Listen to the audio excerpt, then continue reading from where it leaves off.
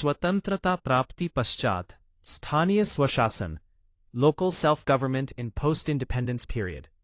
स्वतंत्रता के बाद भारत में स्थानीय स्वशासन के विकास को हम बहुत ही आसान शब्दों में इस प्रकार समझ सकते हैं। भारत जब आजाद हुआ तो महात्मा गांधी का सपना था कि देश का विकास गांवों से शुरू हो। इसी सोच को आगे बढ़ाने के लिए हमारे संविधान में स्थानीय सरकारों जैसे पंचायत और नगरीय पालिका को शामिल किया गया। इस पूरे सफर को हम दो मुख्य चरणों में देख सकते हैं।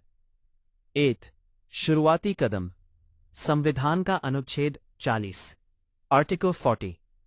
शुरुआत, आजादी के बाद भारतीय संविधान के अनुच्छेद 40 आर्टिकल 40 में राज्यों को यह निर्देश दिया गया कि वे गांवों में पंचायतों का गठन करें और उन्हें शक्तियां दें। कमी, उस समय यह राज्यों की इच्छा पर निर्भर था, यानी कोई राज्य चाहे तो पंचायत बनाए, चाहे तो न बनाए। इस वजह से पूरे देश में एक जैसा विकास नहीं हो पा रहा था। ऐतिहासिक बदलाव, 1993 के संवैधानिक संशोधन। साल 1993 भारत के स्थानीय स्वशासन के इतिहास में सबसे बड़ा मोड़ साबित हुआ। सरकार ने संविधान में 2 बड़े बदलाव संशोधन किए। 73वां संविधान संशोधन, इसके तहत गांवों के लिए पंचायती राज व्यवस्था ग्राम पंचायत को कानूनी रूप से अनिवार्य कर दिया गया।